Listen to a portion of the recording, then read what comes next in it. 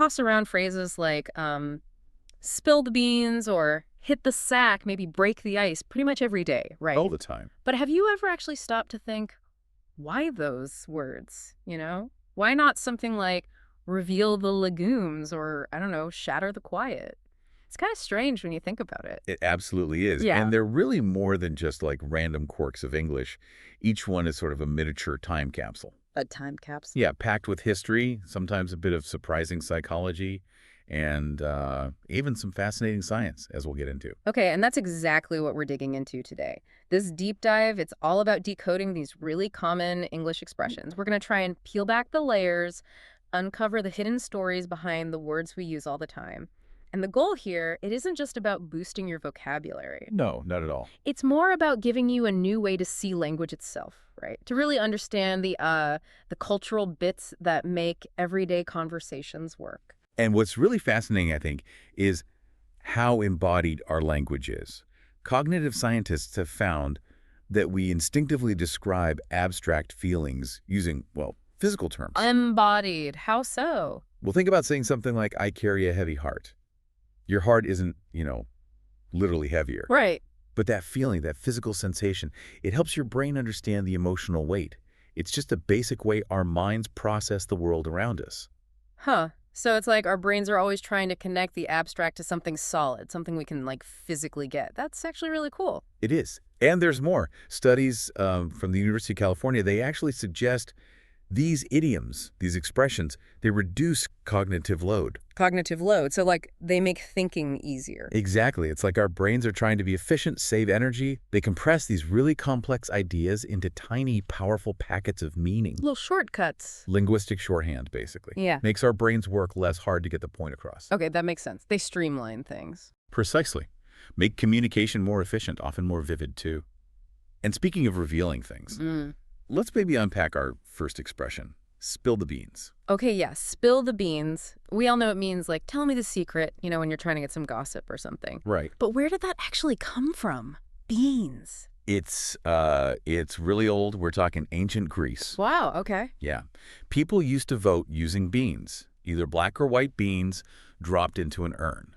Okay. Now, imagine if someone, maybe accidentally, maybe not so accidentally, tipped that urn over. Ah. And all those beans spilled out. It would reveal the results, the secret vote, before the official count.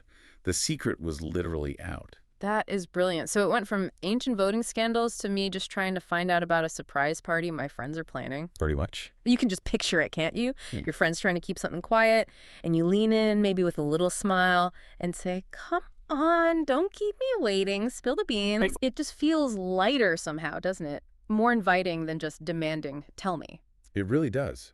It shows how language changes, but keeps that core idea, bringing hidden stuff out into the open, sometimes playfully. Okay, that's fascinating. Now, maybe shifting gears slightly to something a bit more somber, but just as interesting, kick the bucket. Yeah, okay. Meaning to die. It's definitely morbid. But sometimes it has this really weirdly, I don't know, casual, almost comforting feel. Why is that? That's a great question. It touches on how we, cope with difficult realities. There are a few theories about where it came from. Like what? Well, one suggests it might relate to livestock being hung from a beam, maybe involving a bucket somehow before slaughter. Grim. Yeah. Others link it to suicide methods involving standing on a bucket. But honestly, whatever the specific origin, it definitely functions as a euphemism. Euphemism, so a way to soften the blow. Exactly. It avoids the directness, the harshness of just saying died. So language gives us this tool then to manage something as huge as mortality. We create a bit of distance. We don't always say he died. We say he passed away, or he's gone, or yeah, he kicked the bucket.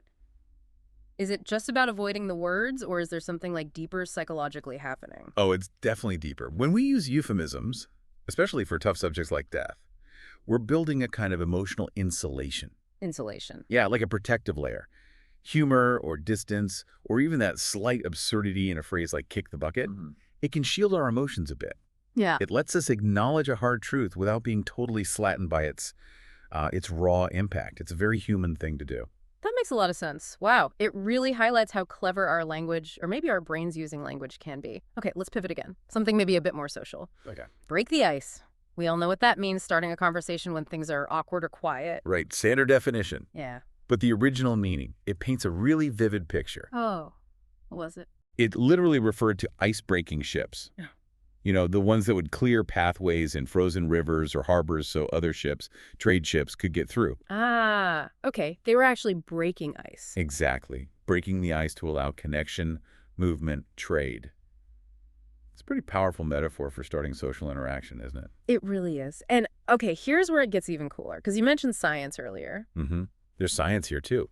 When you do things that break the ice socially, even just sharing a simple laugh or asking an easy question, it can actually lower cortisol levels. Cortisol, that's the stress hormone, right? That's the one. And at the same time, it can boost oxytocin. The bonding hormone. Yep, the bonding hormone. So you're not just making small talk, you're literally, on a physiological level, helping people feel more relaxed, more trusting. Wow, that's amazing. It's a physical reaction to a social action. Yeah. Think about being at, say, a networking event. Everyone's standing around, a big stiff, Yeah. super awkward.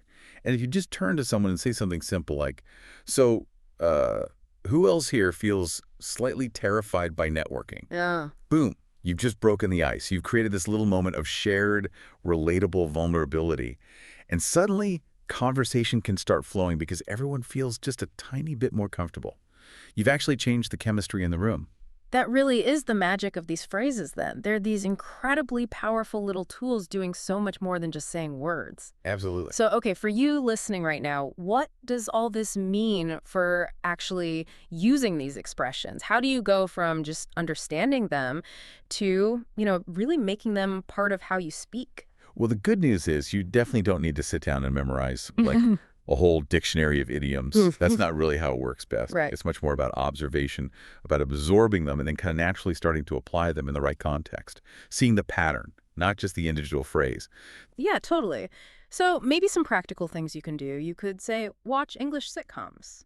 Things like Friends or The Office are packed with them. Oh, definitely. Great examples. You hear them used in normal banter, in just the right situations, or reading short stories, listening to podcasts. Yes, even deep dives like this one. Absolutely. It all helps you absorb the context. And crucially, I think, is actually practicing speaking them out loud. Yes, that's key. Even if it feels silly at first, just talking to yourself in the mirror, maybe, the more you hear yourself say them and the more you try them out, the more authentic it starts to feel. It's that consistent practice, being present in those language environments. Yeah. That's really what unlocks that deeper level of fluency, makes it feel less like you're reciting something and more like you're just talking. So wrapping this all up then, what's the big takeaway here? I guess it's remembering that words, they aren't just tools for swapping information. No, there are much more. They're like these powerful little windows, aren't they? Windows into history, psychology, even how our brains are wired. Phrases like spill the beans or break the ice. They don't just make your vocabulary bigger. Right. They actually help you think differently, connect differently, even feel differently in English. It's a much deeper, more nuanced level of understanding. It really makes you reconsider the sheer depth that's packed into our everyday language, stuff we barely notice. It does. So maybe a final thought for you to take away. The next time you hear or use one of these common expressions, just pause for a second. Think about the hidden story it might be carrying, or the psychological shortcut it's giving you, or even just the subtle way it might be shifting the feeling in the room. You might be really surprised at how much rich meaning is hiding right there, in plain sight, just waiting to be noticed.